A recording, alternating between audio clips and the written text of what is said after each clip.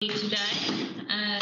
We now have quorum, so we can now commence our meeting. Thank you. Councillor Stratford has advised that she'll be here shortly, so we'll just start off the meeting today. And welcome for our first meeting of the year. Very exciting. We're in the construction season. We like all the doing, and we're liking to see all our capital projects progressing accordingly. We've got the rain today and we're loving that grass growing and water tanks filling. We'd like to open today with a karakia. Thank you, Councillor Smith. Thank you, Madam Chair. E noi tātou. Kia hora te mareno, kia whakapapa panamu te moana. Hei huarahi mā tātou e te rangi nei. Aroha atu, aroha mai. Tātou e tātou katoa. Hui e tāki. Kia ora. Namahi for that karakia, Councillor Smith. We do have some apologies today. It's already noted for, we have Councillor Court, we have His Worship the Mayor. I haven't heard from Councillor Radich for neither apologies or if he has indeed resigned from the committee, so that's an unknown at this stage. Hopefully he'll be in contact with the office, and Councillor Stratford has advised she'll just be running a bit late today. So I'm happy to move those apologies. Are there any other apologies that you're aware of? No? And apologies from Mike Edmonds. Member Edmonds. Yeah. He did, sorry, I could have said that, but anyway. Yep, I'm happy to include that as well as part of the apologies. Happy to second, Madam Chair. Thank you, Councillor Smith. We'll move on to agenda item 4, the previous minutes. Do we have any comments or any corrections as part of this? I haven't heard that. Would anyone like to move the minutes? Yeah. Thank you, Councillor Pollard and Gardner. And all in favour? Aye. Carried.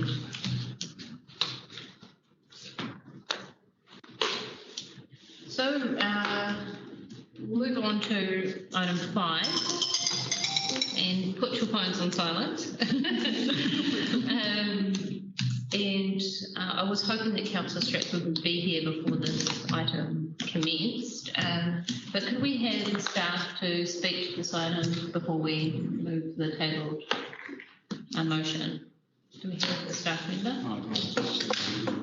Thank you. Through the Chair, this paper has been brought forward to the Infrastructure Committee following it being tabled at Council and deferred back to Infrastructure. It's arisen at an elected member request to review the electrode co-activation process, particularly in reference to TIPA, and we engaged industry specialist Becca to review the process in relation to the TIPA wastewater treatment plant.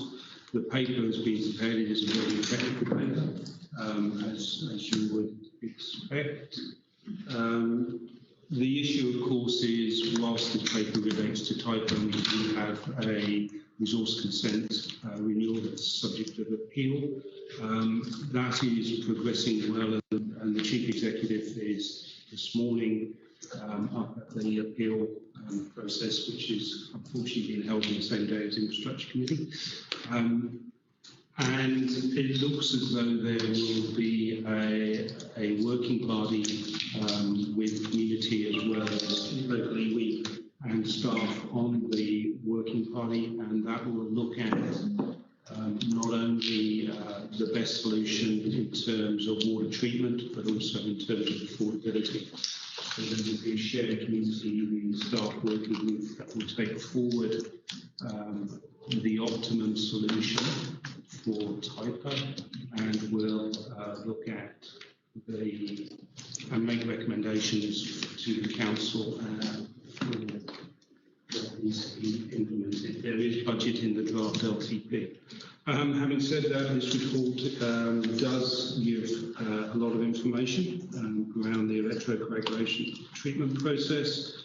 At the moment, the jury effectively is still out whether it is a viable process for to be included in our toolbox for wastewater treatment.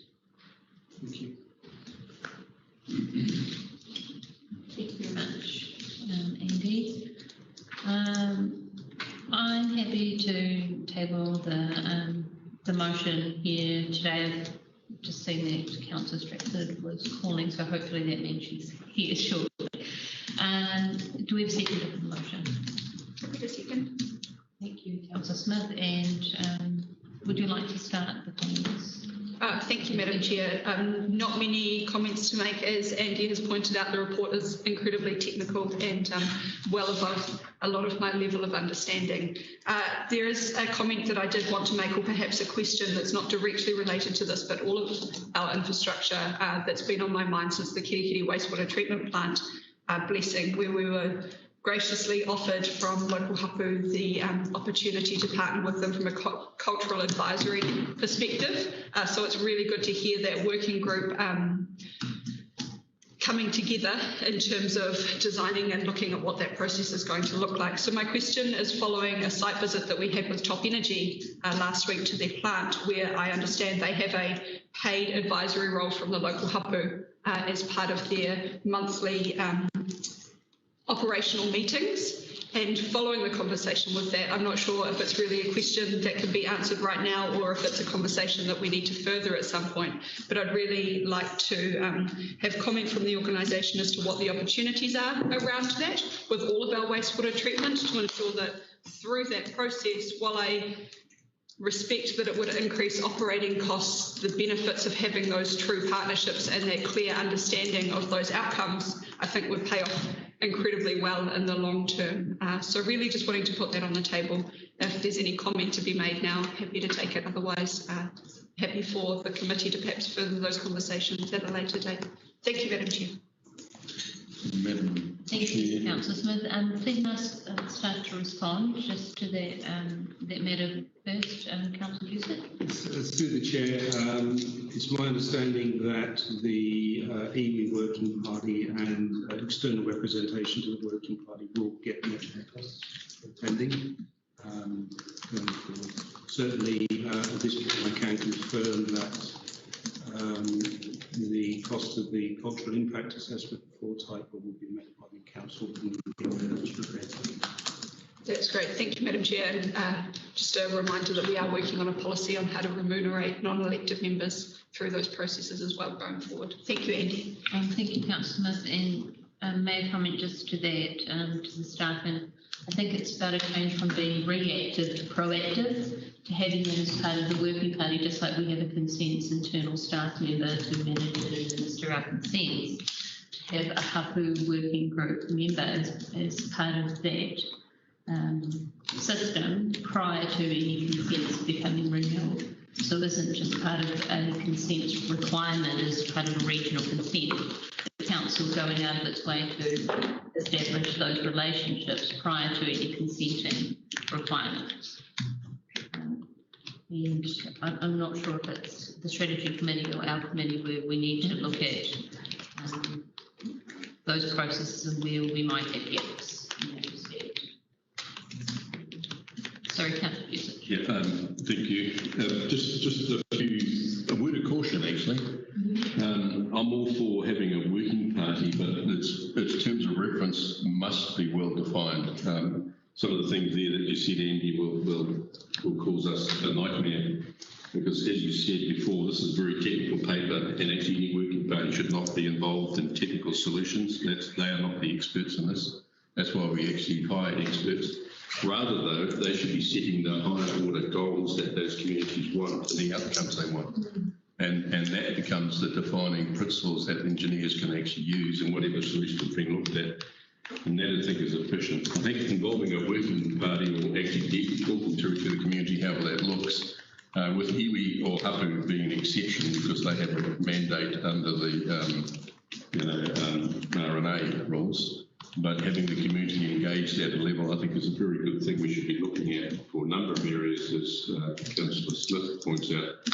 But again, very clearly defined of what we're doing. Otherwise, we'll find that our costs will just run away with us and we'll get less than optimum solutions. However, just on this, though, I think the operational, it won't make a difference to the operational costs, but it will make a difference potentially to the savings. So there could actually be a saving out of all of this because of challenges in the environmental court and so on. So I think doing this, we are fully engaging is great. But as again, with caution, you really must define those parameters around it. As I've actually experienced, what tends to happen is the community has a pet solution, and that may be the best solution, but then again, it may not be because they're not the engineers, they're not the experts. But certainly they are the experts when it comes to what matters to them and what is important to them, including the social procurement that will go around that, or our sustainable procurement model that will go around. So I'm happy to do that, but be very careful how we define those parameters. Councillor Usage, we've got Councillor Connor. Yeah, I've got concerns about this as well. I recognise the technical aspect of this is well above my pay grade, beyond it in fact. But what I perhaps wanted to voice is concerns even that I expressed yesterday in terms of the glacial pace of council in looking after challenges like this. This was a challenge back in 2013 when I was on council then. The community was moaning their tits off about the wastewater into the rivers, and etc., and wet areas at that point in time. And here we are, 2021, still talking about it. I think that they have a huge right to be pissed off with this as a country, because we are reacting. I can't see anything proactive about what we're doing. This was probably a problem before 2013. Here we are. Yeah, I'm starting to feel like Councillor Raj. That's not good. Thank you, Councillor Collar. Maybe you could speak for Councillor Radish as he's not here today. I have some comments following and I think just a comment. It is. Thanks, Madam Chair. It's way above my information as well. But is this sort of all being worked in with the iwi? This because it is this is what they're looking for the outcome. Is that correct? Through the Chair, the working group, and probably answering a few of the questions around the table.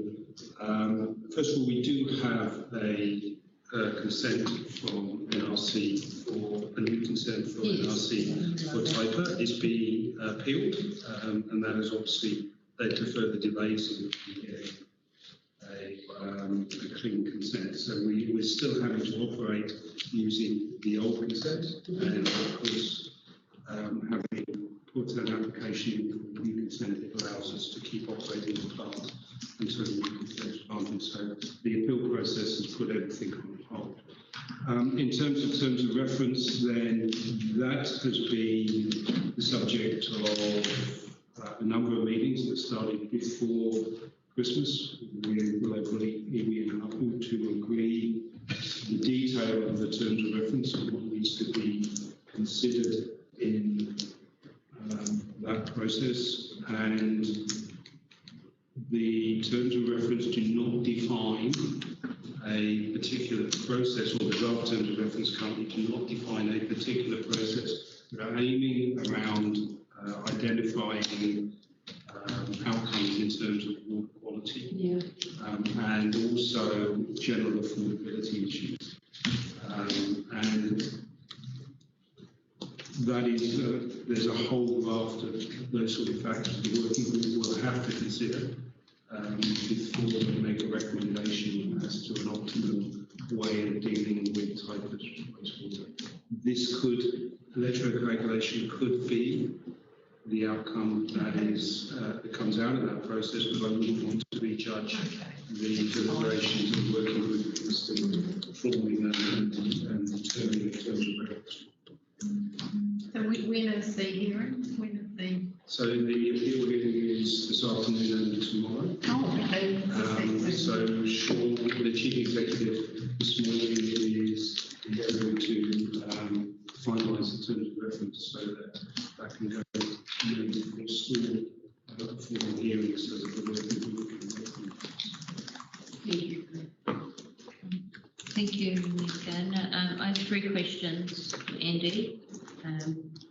Probably more technical questions, so I hope that I know you're a traffic engineer, not a wastewater technical expert, but because this paper entails technical information, I want to clarify. The paper identifies that nitrogen wouldn't be addressed as ammonia as part of the treatment. However, the other issues that are part of the consent conditions for NRC will be addressed, namely suspended solids, BOD, COD, phosphorus, heavy metals, and microbiology. So the question is, this technology versus disposal to land, which is the NRC requirement to consider as an option, considering we'd have to buy the land, pump it to the land. There's no financial implications here in any part of the report. In terms of opportunity cost, can you compare to us land disposal versus this technology as a potential option for all water disposal, wastewater throughout the district? So, as I said, this is one of the potential treatment options that we could employ to deal with wastewater treatment. The discussion around land-based as opposed to water-based option is an ongoing conversation with iwi and communities. It is an aspiration for council to move potentially towards land-based disposal. I use the word aspiration very, very carefully because at this point in time we need to work with the individual communities and with the regulator to determine the optimal solution for each part. Certainly not every one of our existing wastewater treatment plants would lend itself to land disposal. So I think we have to be really careful around the language we use around council's wishes, and purposely I have used the word aspiration because I believe that's all we can commit to at this point. Madam Chair, it's a very good point you raise, and if I can sort of re-emphasise again, so here's an example where disposal to land is an option that needs to be considered, and I agree with you, and certainly that's been asked for by other communities. I agree with Andy that each solution is very much individual and needs to be looked at, but again I stress this is the key part that the working party can play, and that is defining what their key requirements are. And for Māori, especially amongst those living near their main rivers and lakes, even if the water was 100% pure, it's culturally not acceptable to dispose sewage into those lakes or waterways. So therefore, disposal to land becomes very much an option. In this case, this example here, if you had no choice, it obviously very clear with electrocoagulation that there's proof that in actual fact it does exactly what the word says, and that the phosphates and those actually coagulated out, thus reducing phosphates into the waterway. But again, if those and yes, it can look quite clean. But again, if those cultural parameters are saying, look, that's not acceptable, even if it was 100% clean, they need to be considered and therefore disposal to land be looked at. Nitrate disposal to land, that's handled very well through plants. So again, going back to what I said and reiterating, let the working party have clear parameters, and those clear parameters will be defining what's culturally acceptable, what they want to see in terms of affordability, what they want to see in terms of sustainable procurement outcomes, and ensure, make available to them the pluses and minuses of all of the solutions. But again, the engineers must do their engineering because of overall costs and how it fits. That has to be factored into it. Thank you, Councillor Busich. I have 2 more questions. And welcome, Councillor Stratford. No, my height and mic to our meeting. So I guess the response from Andy didn't address what actually would address the ammonia concentrations. The electrocoagulation was utilised, and that's something that seems to be silent in the report. My second question, if you can also include that, is if the working group is aware of this report coming to our committee and has been provided a copy of this report, and therefore tabled as part of the appeal proceedings which are happening today and tomorrow. Through the chair, then I can confirm the working group has had a copy of this report from Becca for consideration in their approach to the appeal. In terms of ammonia and hydrogen, then clearly the request from elected members that was for a report on electrocoagulation. There wasn't a request to look at all the treatment options. I don't know if Mark, you want to comment on options for nitrogen and ammonia treatment? PIHE would probably be the best performing. And sorry, Matt, are you just able to come in and see here? We're just having the meeting recorded. And yeah, thank you. I'll give you back now. Mark, give you back. Just Thank you, Mark.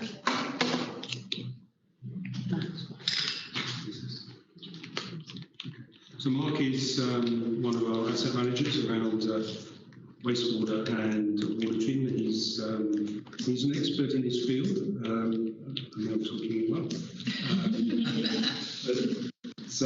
Look, he's probably just going to comment around the nitrogen and ammonia treatment that we provide at PIHE. When it comes to ammonia and nitrogen, the PIHE setup with the bioshells is probably the best performing. Electrocoagulation doesn't really address ammonia. The loadings that were tested on Mr. Kerman's benchtop setup weren't overly great, and I don't think really reflected what the actual loadings into the Taipa wastewater treatment plant were doing. So, the data that was presented by Mr. Kerman wasn't really substantial to really make a firm comment on ammonia treatment. And how much did the ammonia treatment system at PIHE cost?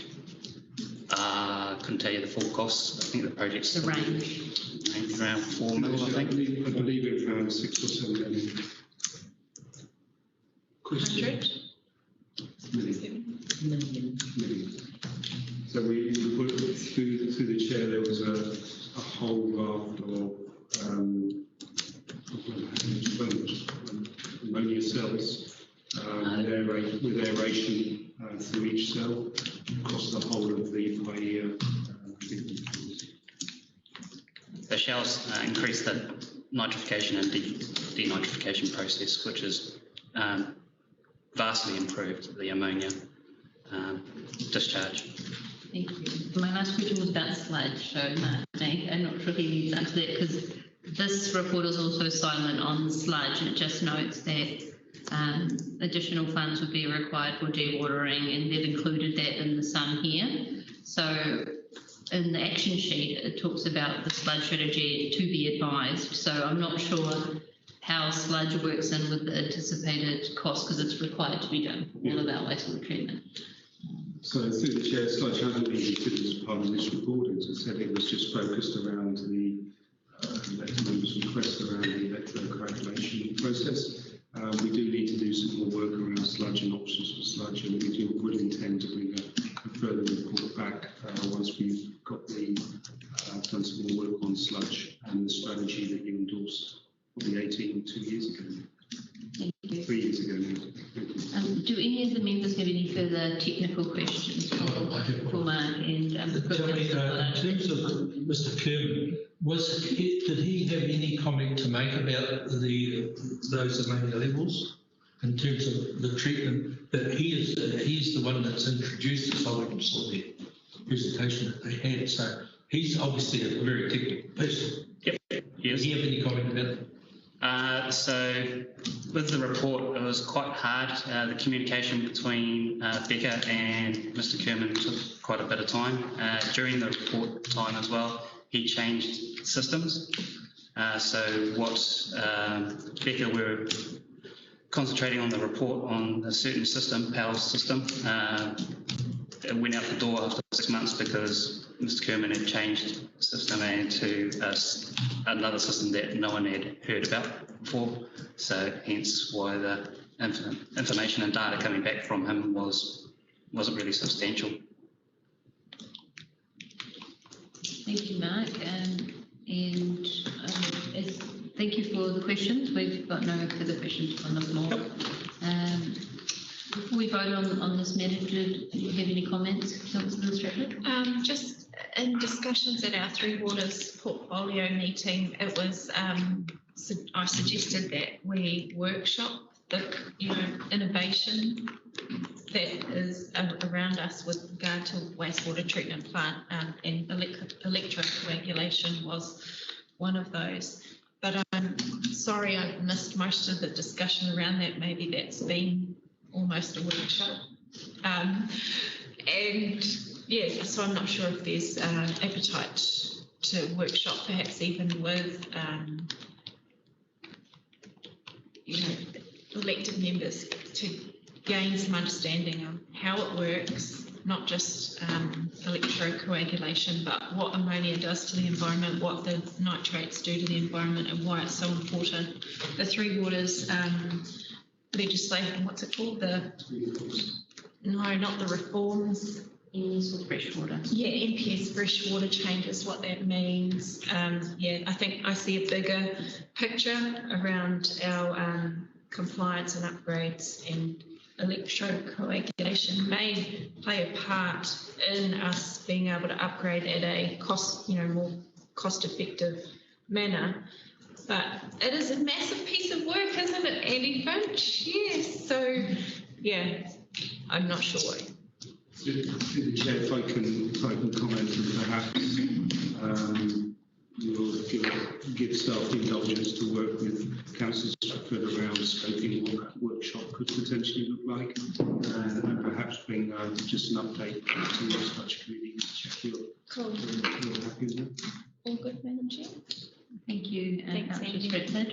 So we'll proceed with that. We've had a mover and a seconder. Kim, and so all in favour? Aye. Any opposed? Passed. Thank you. Unanimous. So we have item 5.2, the Northland CDM Group drought plan, and have we got a staff member to speak to this, or? So through the chair, we've invited Graham McDonald from Civil Defence to come and just present the paper. Thank you. Welcome. And thank you very much for the invitation to attend today through the chair. So the purpose and intent of this plan is to provide a coordinated and coherent cross-agency readiness and response arrangements across a number of key stakeholders and agencies. It came about as a result of what we went through in early 2020 with the drought. There were a number of debriefs held and a number of opportunities for improvement were identified. As a result, the 20 organisations that have contributed to this plan have had an opportunity to put together what their roles and responsibilities are during the drought event. so that there's no misunderstanding or assumptions incorrectly made about who's doing what, where and when it comes to a drought. So the plan is very much an operational document, being contributed to by each of those key stakeholders that are in the plan. They all agree to what they're signed up to do. And other than that, I'm happy to take any questions. I understand a copy of the document is in your agenda. Just one thing with the document, the situation that's articulated in the copy that you have has changed, and we're in the process of amending and updating that. There's new information made available by NIWA last week, and of course it's raining outside as well, so our hydrologists hopefully will have something to say about that later in the week, and that will all add to the overall region-wide picture that we tried to draw to understand what's actually going on. And on that note, we're doing a weekly round of intelligence gathering, primarily ringing all the water carriers and asking them how things are going, what demand's like, and what the delay is in delivering water. Until last week, things were ticking along reasonably smoothly, with most deliveries being done within 1 or 2 days. We did a round yesterday, and in the far north that's now extended out to 4 and 5 days. However, they do their own triaging, and if they have an urgent request, they'll put it to the front of the queue and get on to deliver. So the water deliveries to the rural community are pretty much underway. So on that note, I'm happy to take any questions on the plan. Thank you very much. May I just open the floor with Councillor Stratford to start with? She is our portfolio holder for Free Waters and deals a lot with risk management for our waters. Thank you, Councillor Stratford. Thank you, Madam Chair. Kia ora. I love getting the updates on, how the water is going with NIWA. It's really interesting. I just have had alerted to me yesterday, and it may have changed since this bit of rain, but some people their bores are running dry for the first time in a decade. So I wondered how, there seemed to be a little bit of a gap in people that weren't connected to a supply, or I wondered if there's if they would call Civil Defence, the 0800 number, if they couldn't afford to get a water tank refill, or what was the steps? Because it has changed over the last year. When we were managing last year, a year ago, during that, we had really good communication out on our website for if people were getting, if they were stuck and they were desperate for water. We don't seem to have any comms ourselves at the moment on that. And that's because the situation is not anywhere near what it was at this time last year. Yeah. This time last year we were in a totally different situation. Yeah. We hadn't at this time last year been given access to funding to support tank deliveries. That came in mid-March. Yeah. And so from then on we were able to provide assistance and pay for those deliveries. Yeah. We're not doing that currently. Those that need assistance can apply to MSD. Yep. And MSD are processing those applications. And as part of our intelligence run, we've been told that they're at about 30% of what they were getting in terms of applications last year. Okay. So there is an avenue for people to get support from MSD, yep. But we're saying that they should either go to MSD or use their own means to get. Yeah, yep, and absolutely. Can I just add that in my experience, MSD will help somebody with one free tank, refill, no matter what their financial situation is. They don't even have to be a beneficiary. But if they've already had one, already in summer, which is common for our larger families, or with Christmas and New Year, we have visitors come and people's tanks do empty, or all the unthinkable happens. A crack in the tank happens, or the pump blows and it pumps all the water out unexpectedly. So just because this is a recorded session, I just want to make everybody aware of some of the realities on the ground with water supply. These situations are things that are happening every summer, not just when there's a drought, and I just want to make everybody aware of what the process is, and that if they've already had one tank from MSD, they won't be able to get another assistance there. Yeah, thank you. Thank you, Councillor Stratford, and I know our communications manager Richard's here today, and I'm sure that Civil Defence and Richard will catch up after this about potential media releases about advocacy on that matter. Can we please have Councillor Collar next? He's the portfolio holder for Civil Defence, and then we have Councillor Youssef.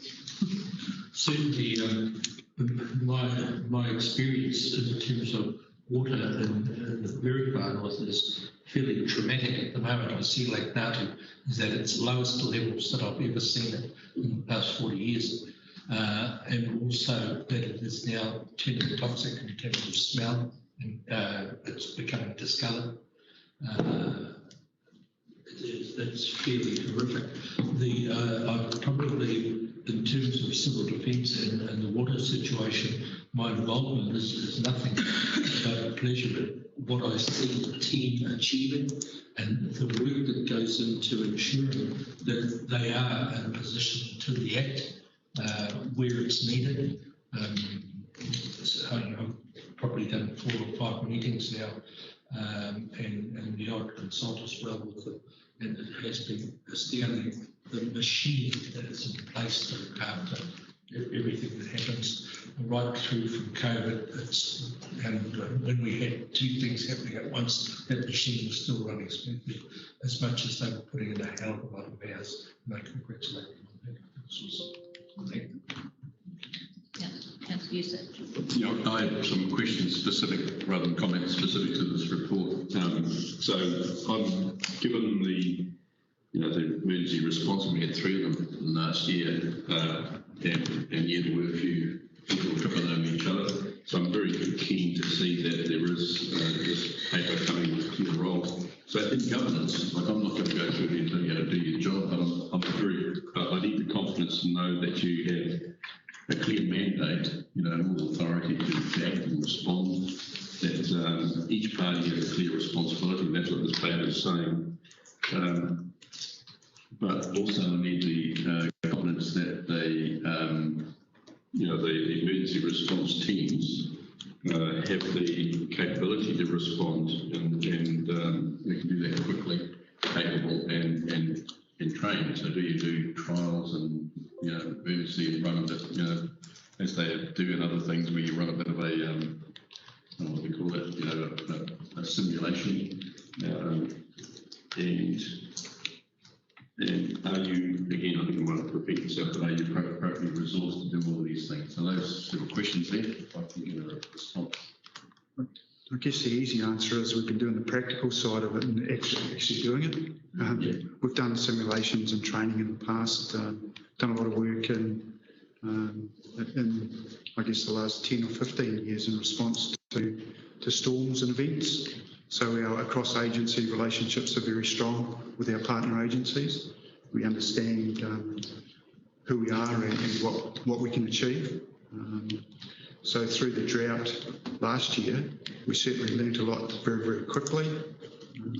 As an example, we were able to stand up the New Zealand Defence Force and get them into the region to start filling community tanks prior to the funding being made available. So I think that demonstrates that we have some capacity to draw on resources and get things underway pretty quickly. Overall, the response capability is pretty well managed.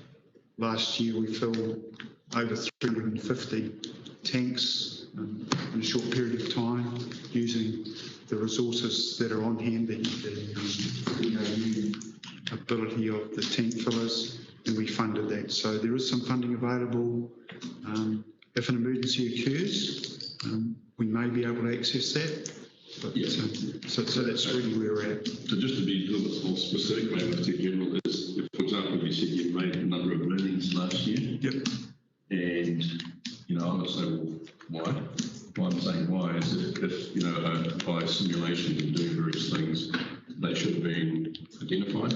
Now, I'm not being critical because I know that last year was an exception. But what I'm saying is, can you say all of those learnings you've applied in the organisation and identified in the space?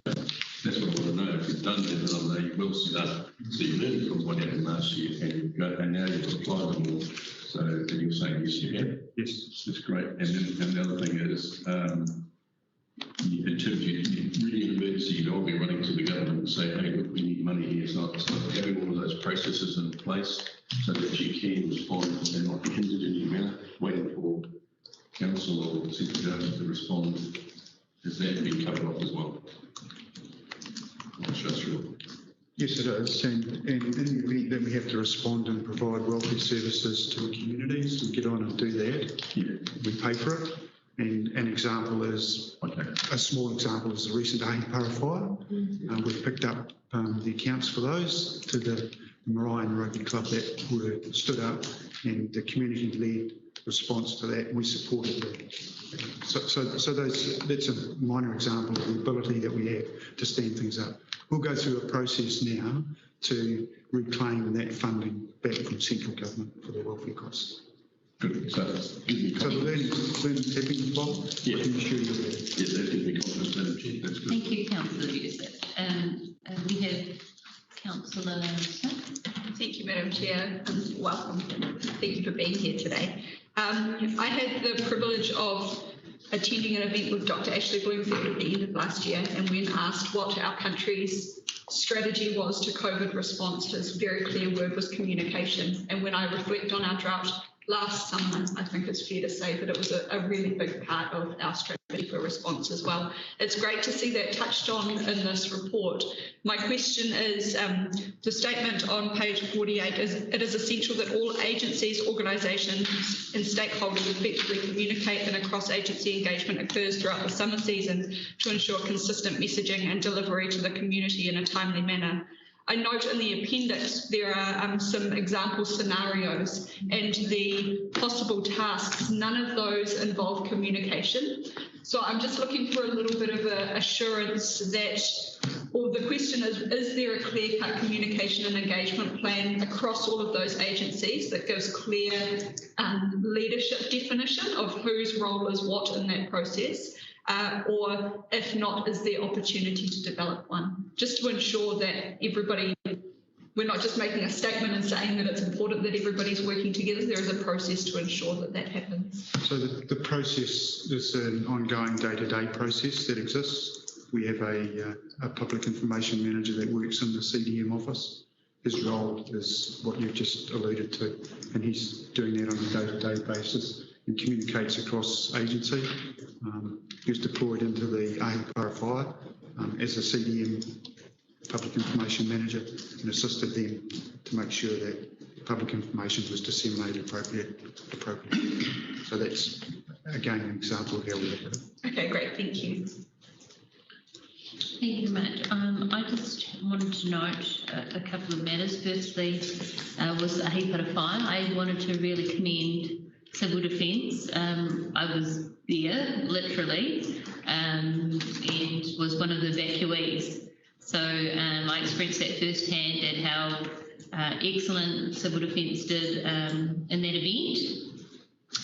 There were a lot of volunteers as well we're lucky to have so many firefighters as volunteers as part of our community. And especially to our people as well. Our local marae opened their doors, and our default community centre being the rugby club, and it was really well managed, and we're very lucky to have those helicopters. I think there were six of them at one time, and really were the main factors to putting out the fire before the houses were taken. Subsequent to that, there was a public meeting as well that highlighted how high risk fires are to our communities at this time of year, not just drought. I'm not sure if you want to respond to that as well. Yeah, I think the strength of that response is in the community. It's community-led.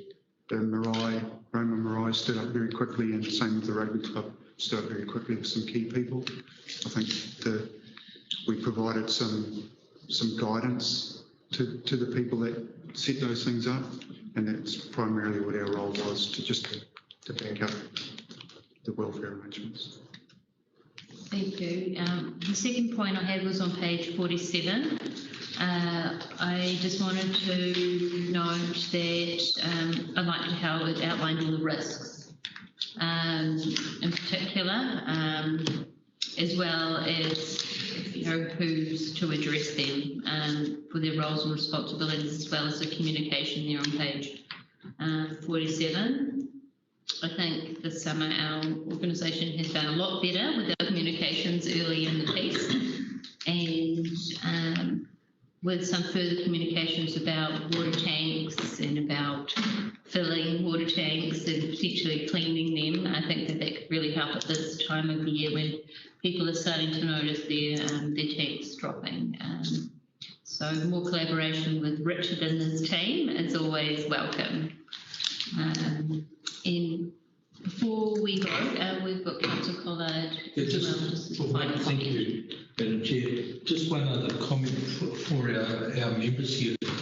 Take some confidence from the fact that these guys are at the coalface doing it. They're up to their necks, or up to, what are they? They're doing it. So they're in the best position to work out, to react, to pro-react even, and I congratulate them for that. Just take confidence from where they're at and what they're doing. So, Madam Chair, if I could just ask for a request from this good team here. Very quick, Councillor. Very quick. One of the things in your role, as Councillor points out, you're at the coalface. Can you, as Chair of Audit and Risk, and you did allude to risk, can you please let us know if you perceive of any risks while you're actually out there that we need to be alerted to? And so, in other words, whatever they be, you know the better, but I won't give examples. And maybe, Madam Chair, we should note that was raised by Councillor Stratford, some other issues that we should consider, which are really coming out of climate change. That's our biggest risk. And that is, perhaps we should be looking at more extreme weather events. What does that mean? And you've raised the water tank. So that's separate as opposed to this paper. So I think that's something that we should not lose sight of, and that's some work that we perhaps should do. Thank you, Councillor Vusic. I'll just note we're having a workshop next week about the district plan, about land use planning, and natural hazards is one of those areas. And with new dwellings within fire risk, coastal hazard, and all of the hazards needs to be addressed as part of that district plan. So we have a look at that next week as well. Thank you. Did you have any final comments, Graham? Thank you for your time and coming today. We really appreciate everything you do for our community. No, thank you very much for the opportunity to be here and to present on the plan and update you. It's been very valuable.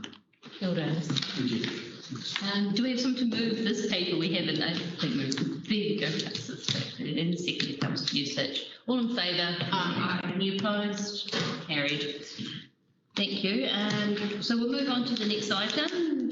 A very short business report for IAMS, and I'm sure there are some questions about this item. I'm happy to move the current recommendation in advance of our discussions, and Councillor Stratford second. Thank you. Do we have any comments to start off with, Councillor Stratford? Questions, please. Thank you. So on page 39 of 149, there's a line there that says that, so it's got the new connections and FNDC consent reviews, and I note that it's quite a rise from year to date 19 was 184 resource consent applications reviewed by IAMS. In the following year was 335 reviewed.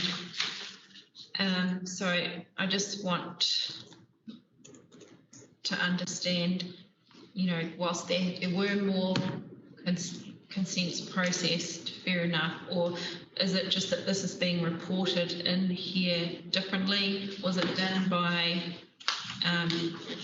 somebody else and it wasn't measured before, or does it reflect the fact that there's more consents?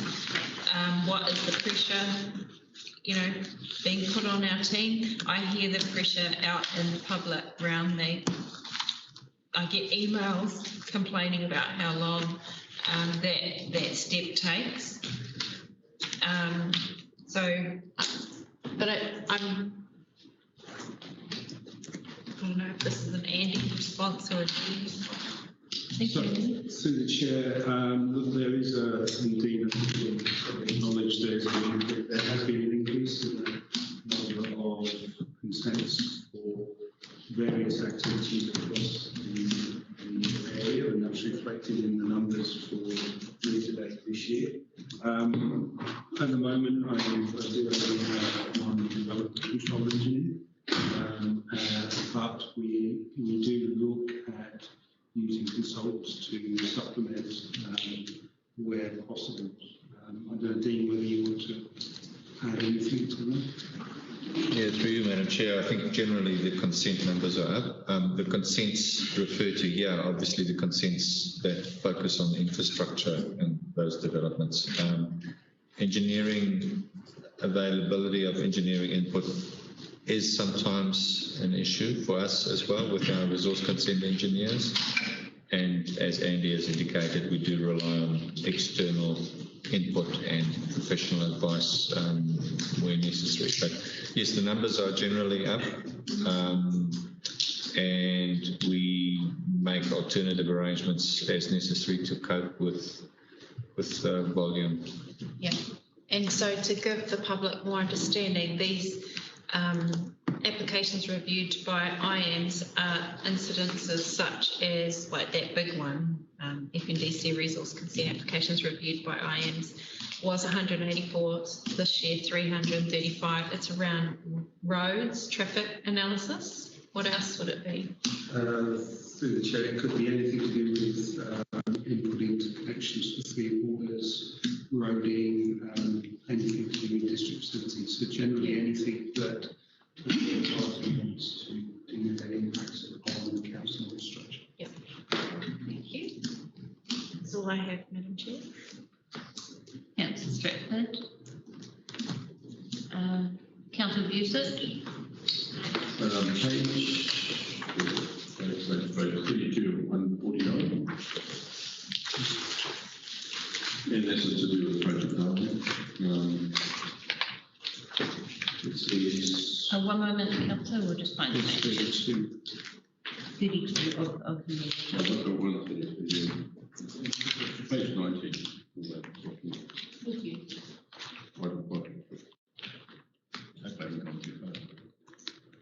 Project Darwin. It just says this is a high priority project. We've identified that for a number of years, and it's got no significant change status, with progress continue to be impacted by resources committed to other FNDC matters. So presumably other matters are of high priority.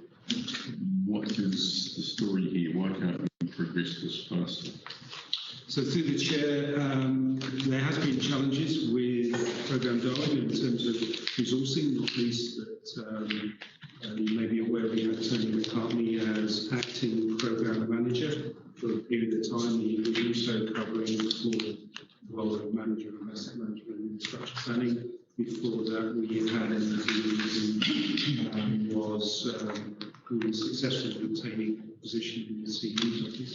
So the leadership of Programme Darwin has been a challenge since its inception, with a number of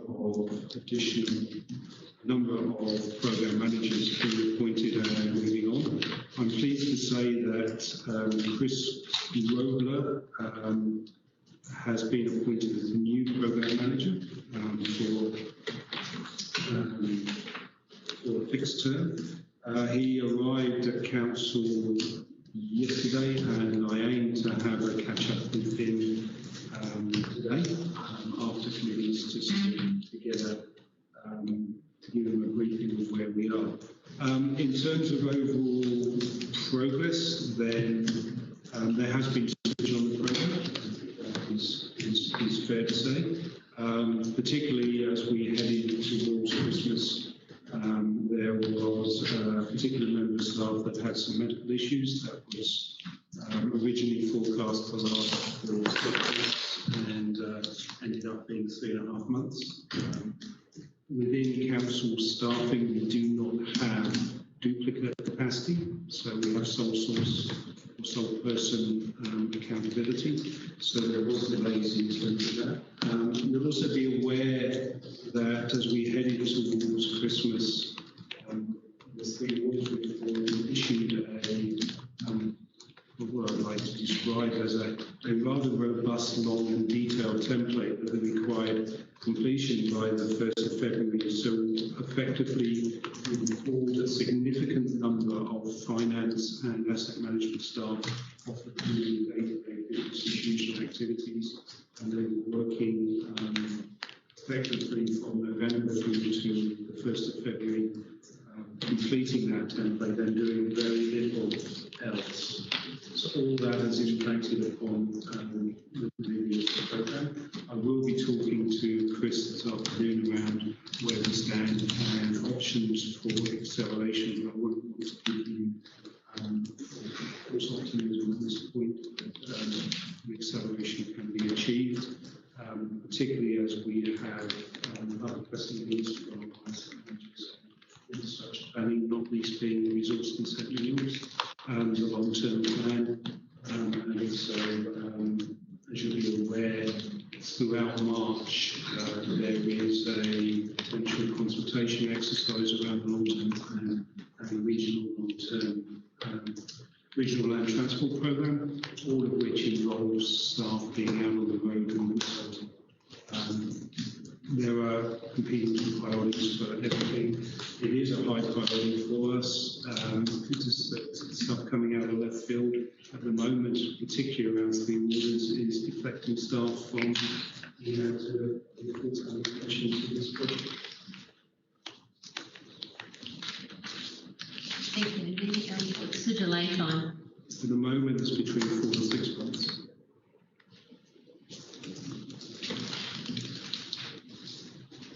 Is there are potential risks that this could raise, which I'd like to give consideration to? Thank you, Councillor Yusuf. Do you have any other questions on that? Get one there. I have a couple from, sorry, Councillor. Apologies, Councillor Foy. Andy's response threw me for a second, so I needed to recover from that. I had a couple of questions. I'll keep it short and put the rest of them through the CE office. My first question is page 25 of the report, which is 82 of our agenda, Waihere wastewater treatment plant. I noticed there's some significant red lights there still, and an indication that there will most likely be project budget and OPEX increases. So I'm wanting to understand what the process is to get that back on track to a degree that's acceptable. And then my second point was around also what Councillor Vucic has raised. We have learned this summer again that our Three Waters infrastructure in some areas is in significant need of upgrade and is putting our drought resilience at risk, to Councillor Vucic's point.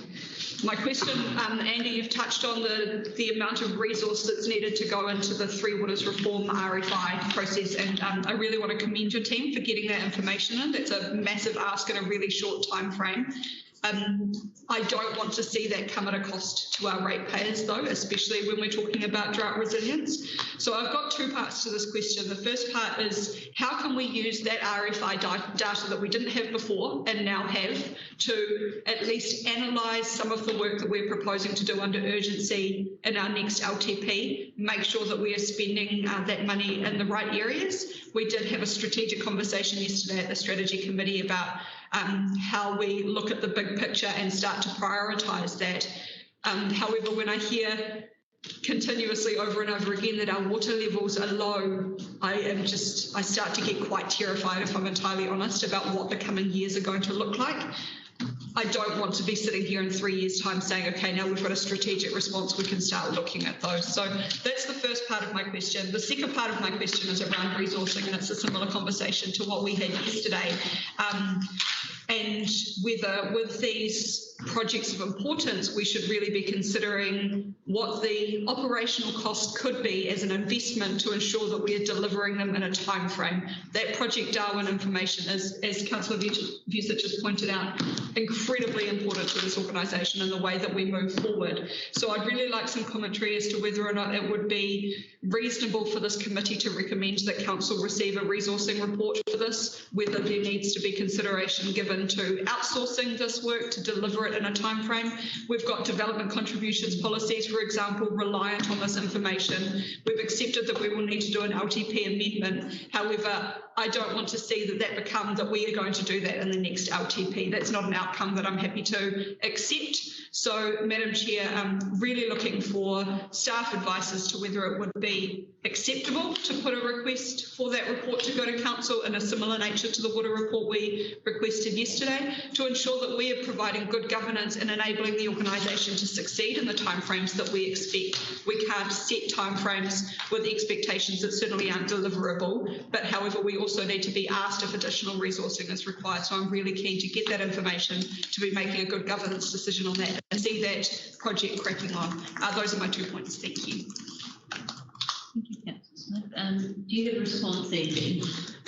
Where do I start? Firstly, while I'd love to take the credit for doing all the RFI template, I would also pass the hat across to Janice's finance team, who put in a lot of hard work as well. So it was a cross-council staff collaboration to pull all that piece of work together.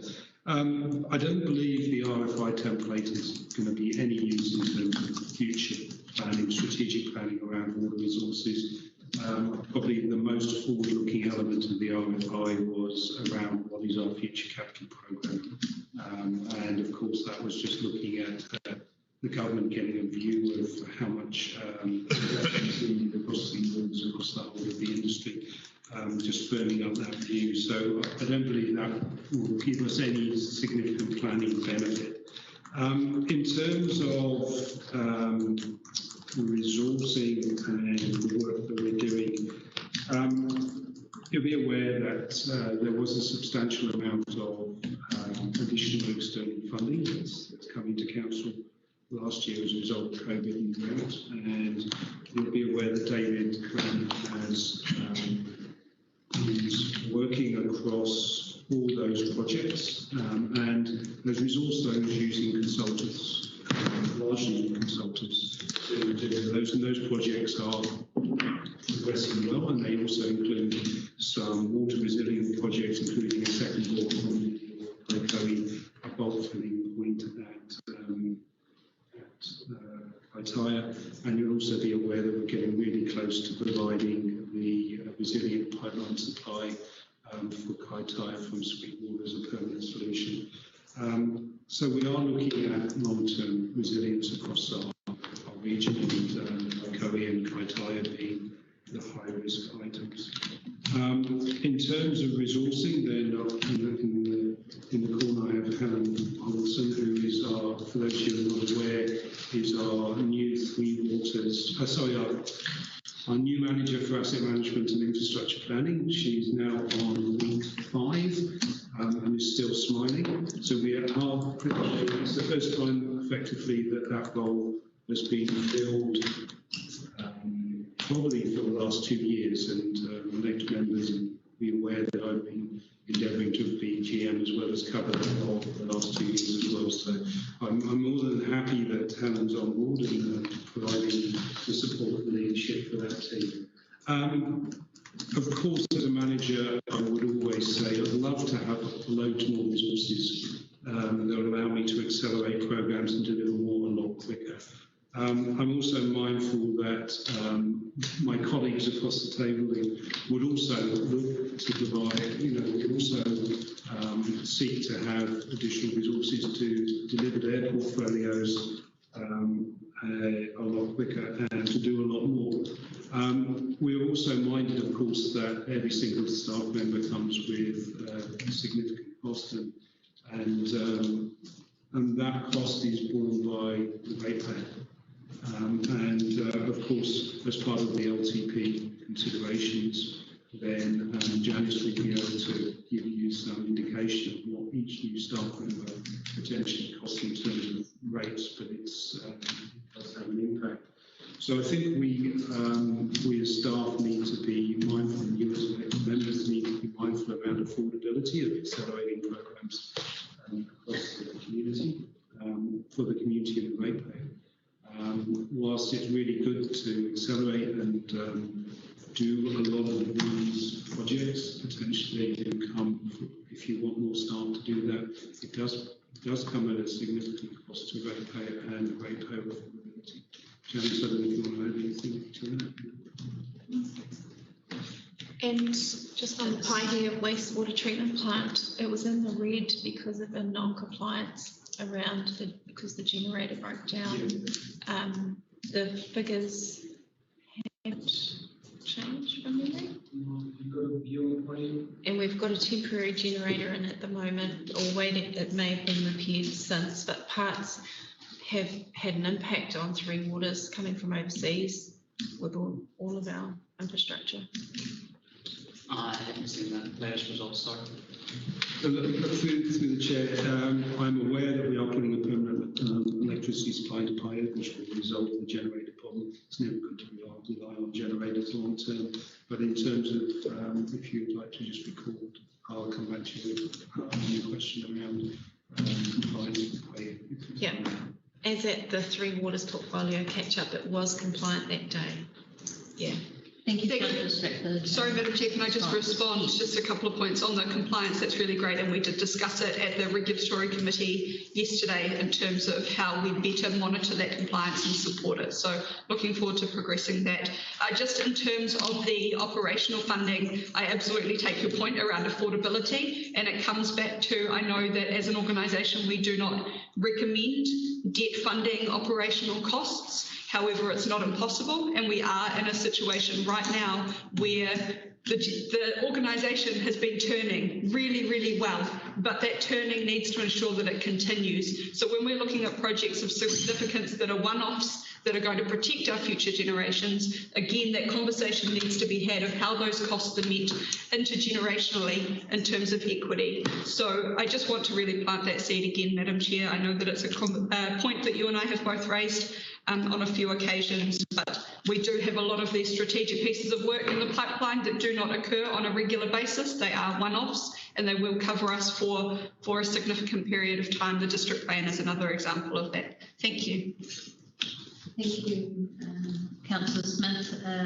I have some points to raise, and then Councillor Collard.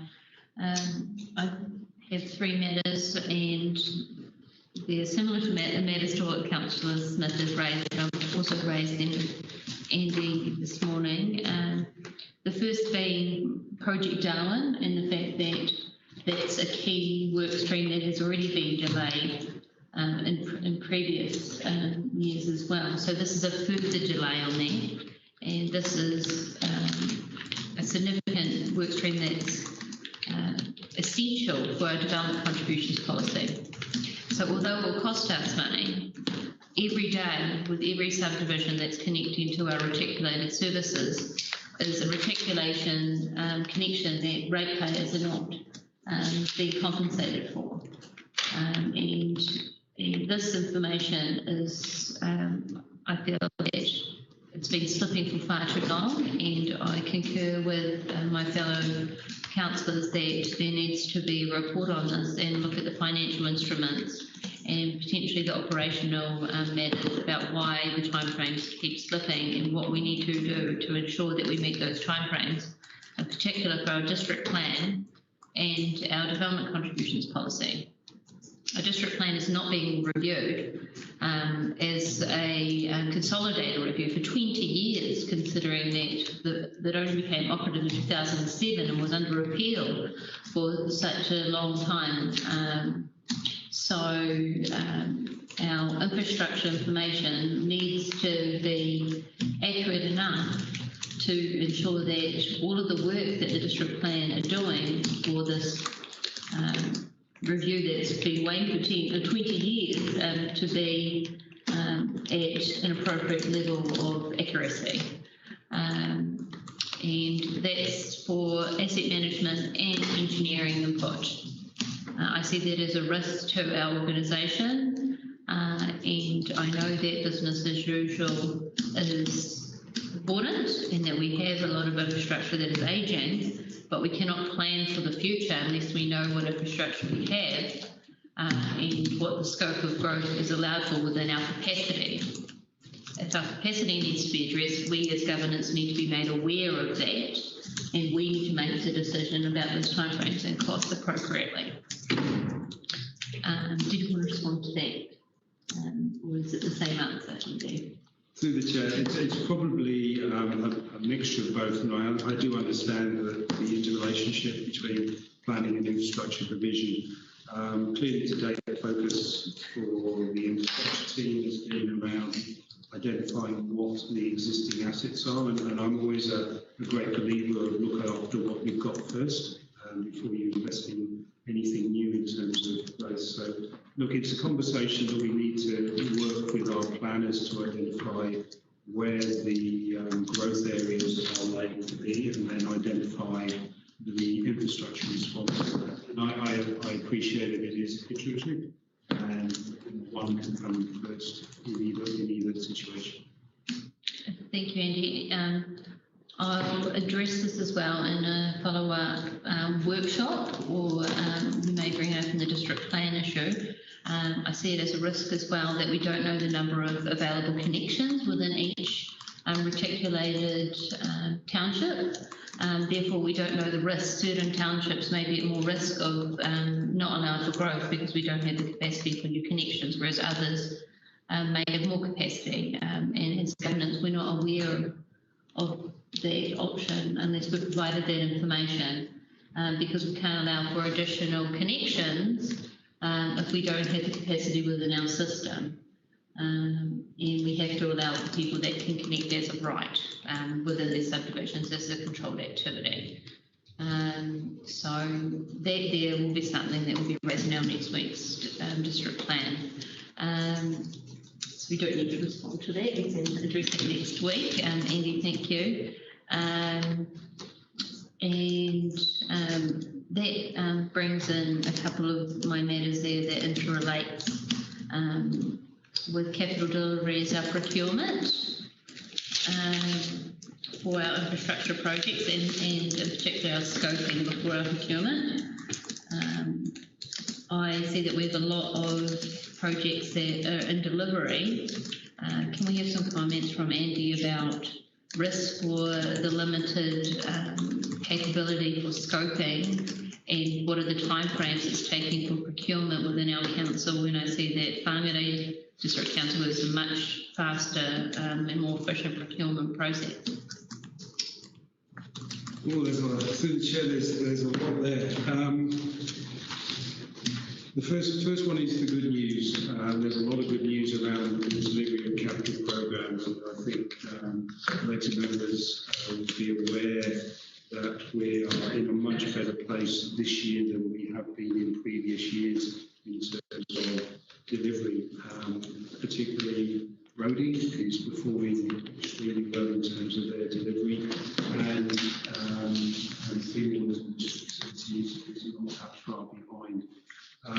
We will deliver a higher percentage of the capital programme this year than we have ever delivered before.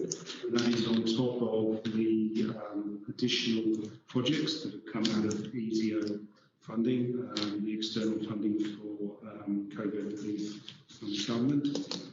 So the good news is we will deliver a lot more this year, and part of my focus is about reducing the level of carry forward in terms of procurement, then we have our internal audit who's looking at internal auditor is looking at the process, our procurement processes. I think it's important that we do remind ourselves of previous reviews by particularly KPMG around our procurement processes. We found them robust. And we do need to ensure that we put an appropriate balance in place between flexibility and getting work across the line, as well as governance and oversight, and will, up until recently, chaired the tender panel, which provides that independent review of procurement practice. So I don't really want to comment any further around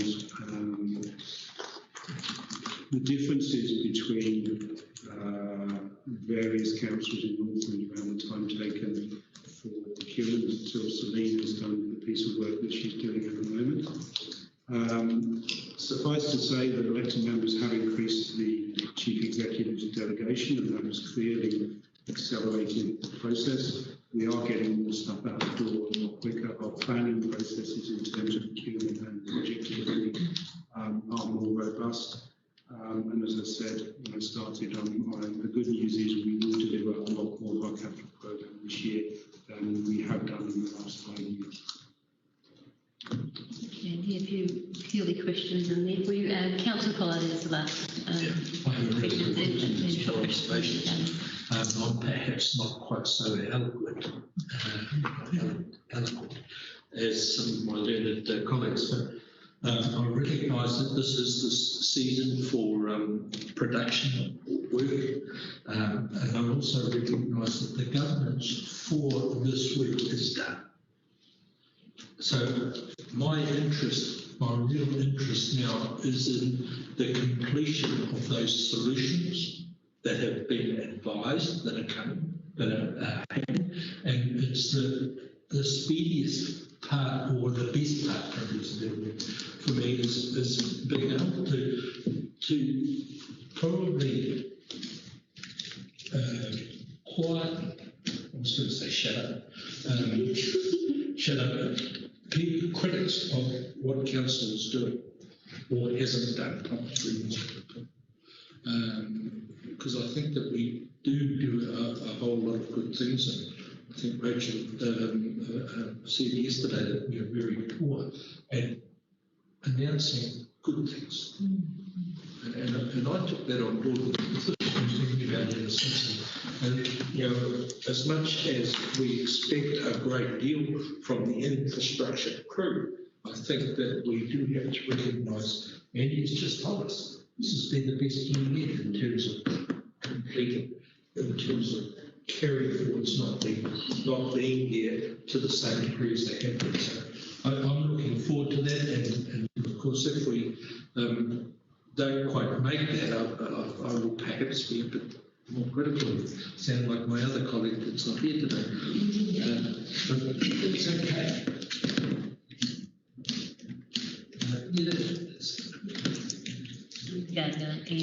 We'll have a response from Will after. Thank you, Madam Chair. I can make 3 brief points. The first is to pick up the very important point made by Councillor Smith. There is nothing more important than water. That's central government know that, we know that. I know that if Sean were here, he would be on his soapbox banging out all the stuff that we're doing in this space, and it is a great deal. But I do understand the frustration that members have about our inability to do even more than we can currently. And maybe there's more that we can do in the space of keeping you in the loop about exactly where we're up to. But I am really, really impressed by the work that Andy and his team, supported by the likes of Janice and the back office services and IT and business analytics, to make things better than they currently are.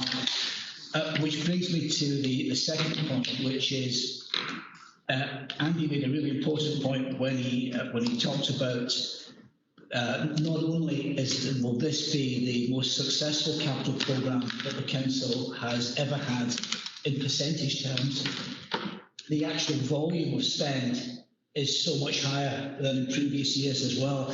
And the downside of that, I guess, is that maybe it takes some of the focus off. If all we had to spend our money on was water, I think we would have more focus on that, but there's a myriad of other ESIO projects going on. But nonetheless, if Sean were here, I know he'd reassure you that our primary focus is on this space, in this space. The final point is really around procurement, and Councillor Vittich will tell me if I've got this one wrong, Madam Chair. But I think we've reached a good balance that with the tender panel, it enables the chair of the tender panel, which until very recently was me, to be contacted on a Thursday night and to be told, please get a tender panel up and running for Monday morning. We can do that, and we can quickly review and come to solutions. The potential downside to that is the lack of governance overview. However, that's balanced, I think, by the reports that we do, regular reports that we do to the ARF committee, allowing members to oversee exactly what the staff have been doing in terms of procurement. Thank you, Will. And I'm not sure if we're going to have a report as from the internal review.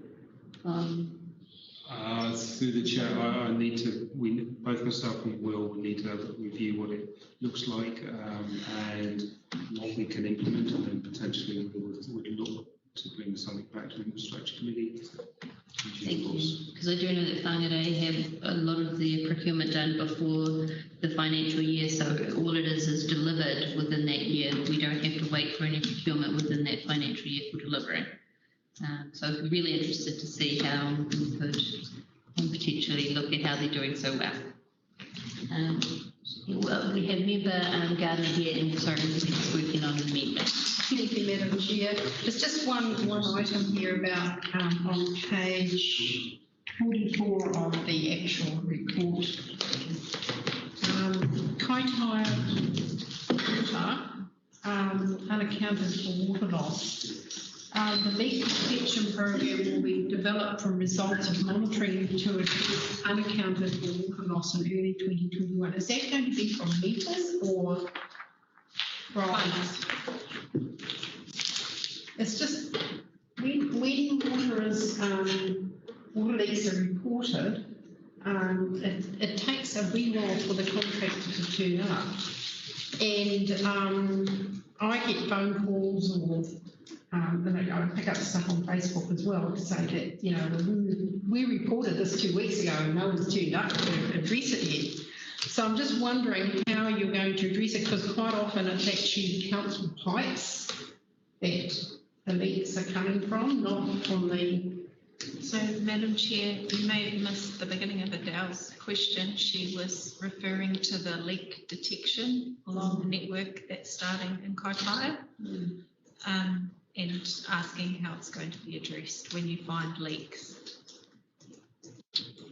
Through the chair, then we will be looking at funding to replace, as part of once we identify segments of the network that are prone to leakage, we will be looking to address the replacement of discrete pipe lengths, between nodes on the network, rather than a piecemeal just repair replacement. In terms of the immediacy around leak repairs, then fortuitously we have had a little bit of rain today, but generally as the ground dries out in the far north, we do get a lot more ground movement on pipe burst, and that's become really prevalent over the last few months, and hopefully it will ease down a bit after today. In general, our supplier farms orders do respond to pipe breaks as quickly as they can.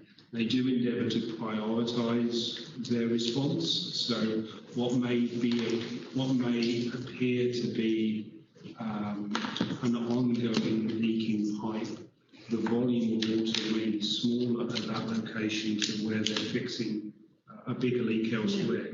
And just for example, there was I recall yesterday there was an pipe break that affected the room, and IEA finally towards the spot that responded and fixed it in less than 2 hours.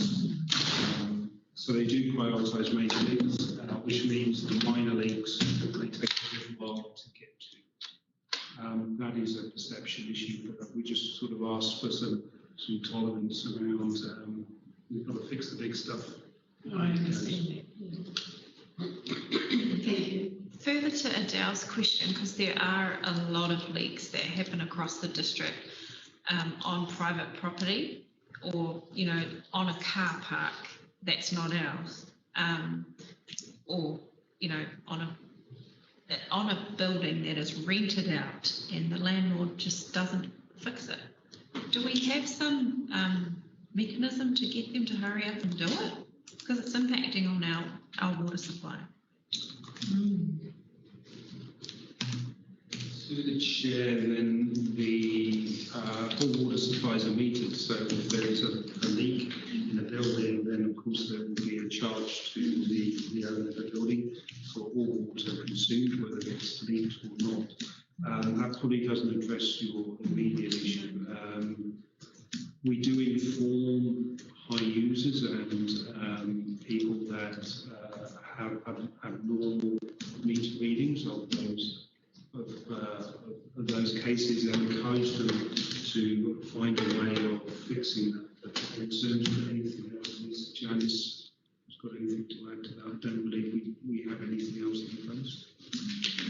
No, we send out high read letters every billing cycle, so if the water use appears high to their normal average, then we notify them straight away, and obviously we have the remission policy for them to be able to apply for a reduction of that bill if it's found that there's a leak, but the rectification of leaks on their land is their issue, not council's. But it is our issue, because they're blowing our supply.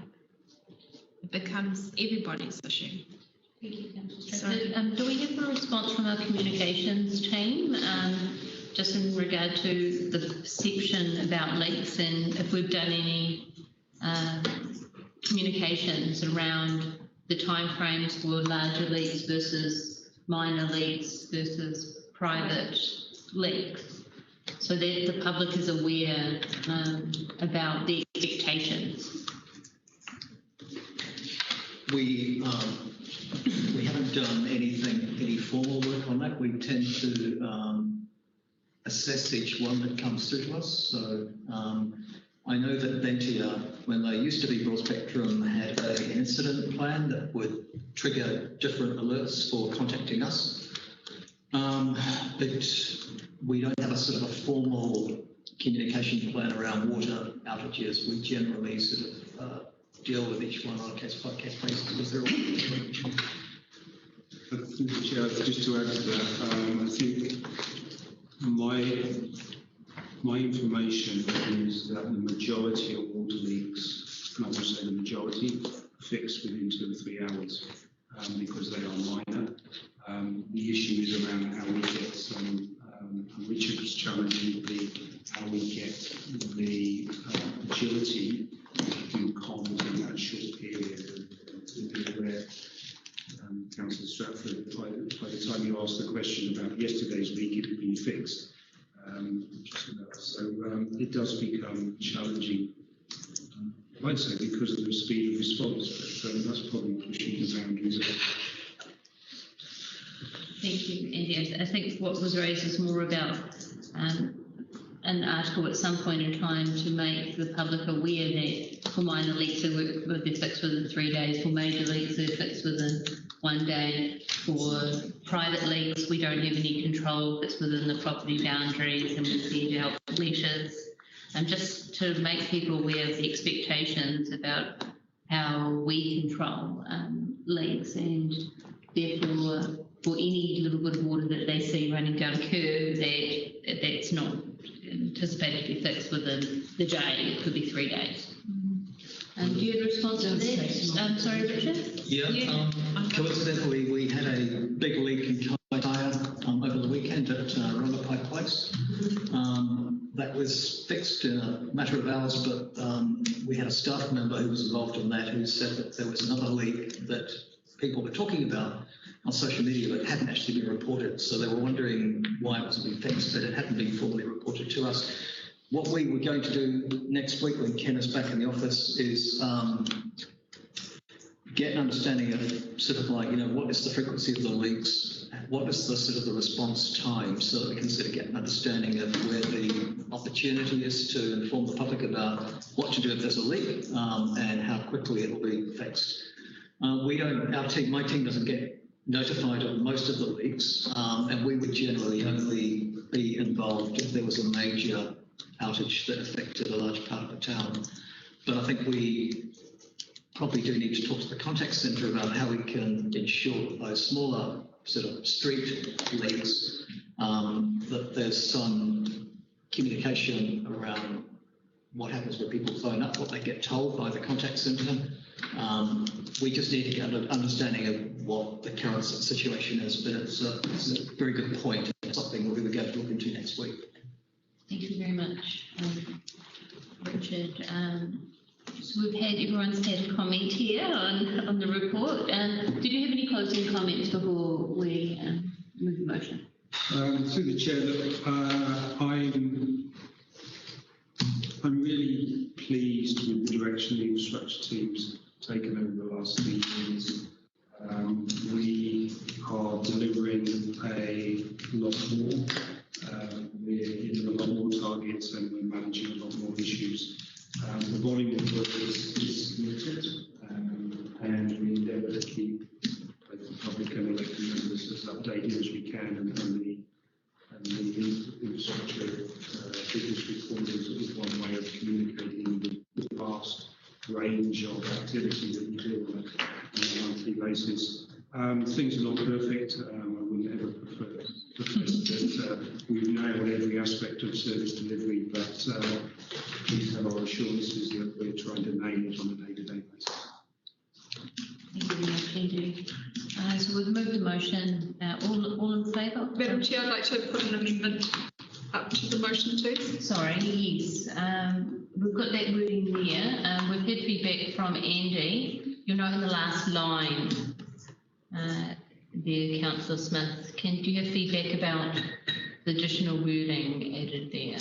I am personally not in favour of that wording. I think that it blurs the intent of the recommendation by indicating that it's Project Darwin. That's very clear cut and ensures that it supports staff to deliver that report in a timely manner. We realise how much strain it puts on staff to put that report in place. My preference would be that that would be a separate report, simply because they are not directly linked from an operational perspective. Happy to take commentary on that, but thank you, Councillor Smith. You also noticed in the top line it says Infrastructure Committee instead of Council. Can I just clarify then that the Infrastructure Committee have delegation to increase resource, or whether they would then have to make a recommendation to Council? The reason of my concern is because when we asked these questions about Project Darwin a couple of months ago, that was when we learned that we were looking at a slightly delayed time frame, and that was when we were going to be, we accepted that there would be an LTP amendment. We're now hearing a further 4 to 6 months. So my concern is if the Infrastructure Committee receives the report and then make a recommendation to Council, and it then needs to go to Council, that we're actually starting to near that delivery time frame anyway. I hear what Andy's saying, and I really want to commend the work that's being done in delivery, and I think from a governance point of view, we need to turn our minds to how we enable that planning from a longer term perspective as opposed to an annual perspective. So for lack of a better word, we are more agile in the way that we deliver, and we're not capping ourselves with a glass ceiling as we learn to navigate that. But for me personally, I'm happy to take guidance, but I would like to see that report go directly to Council in recognition of the urgency of that resourcing. Let's get commentary from Andy and Janice about Through the chair, both those. there may have been a misunderstanding. The total aggregated delay is 4 to 6 months. So it's not another 4 on top of what was previously. When are we looking at that delivery then? Can I come back to you on that? That would be. To be confirmed. Can I just add something? I think we also need to just be aware that there's different aspects of this that are happening.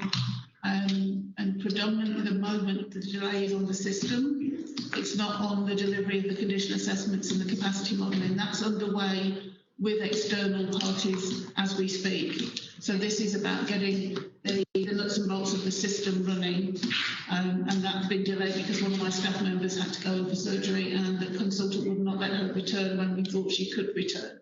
So it's the technical bits about making the system do the things we want it to do that have been delayed.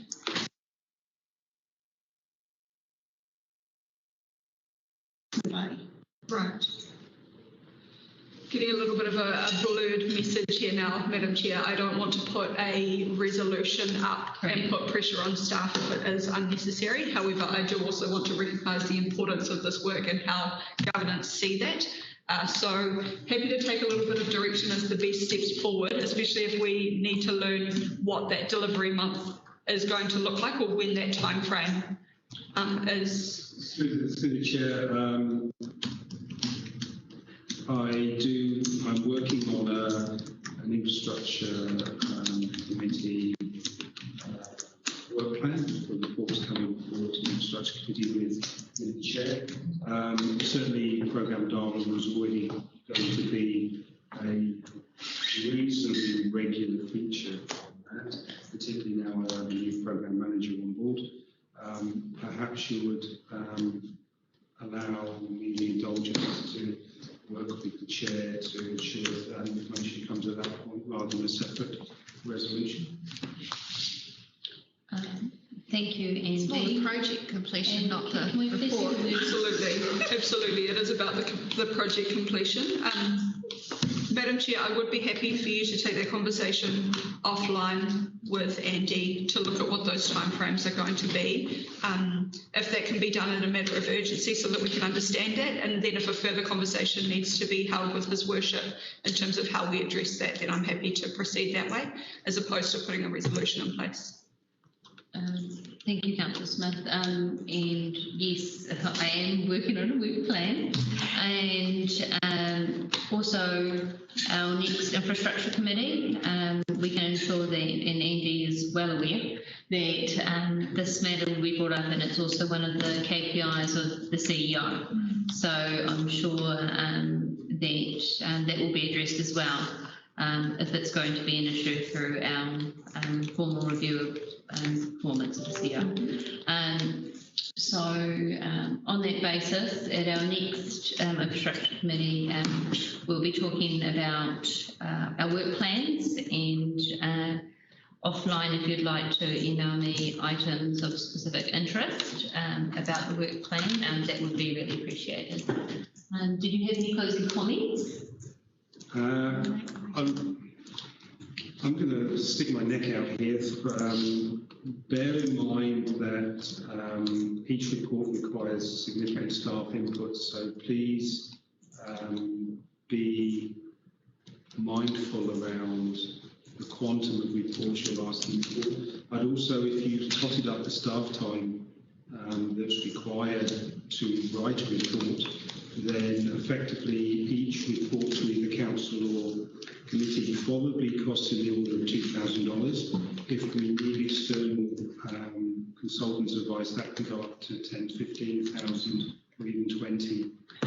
So you, as elected members, I'm not saying to you don't ask for reports, just be mindful of the cost of the ratepayer effectively for every report you ask for. Thank you, Andy. And we can use the work plan as a tool to update elected members as well of the work plan in progress instead of requesting those reports. So I think that would be advantageous for everyone. Thank you, Janice, for your input. So we'll just move that motion now. We're at 11:15 and we'll move into public exclusion next. So all in favour, we've had it moved and seconded. Aye. Any opposed? Carried. So we'll now move into public exclusion, and the live feed will be paused. And so I'll move that. Happy to second. Thank you. And we'll move into public exclusion. Madam for our Chair, one- can I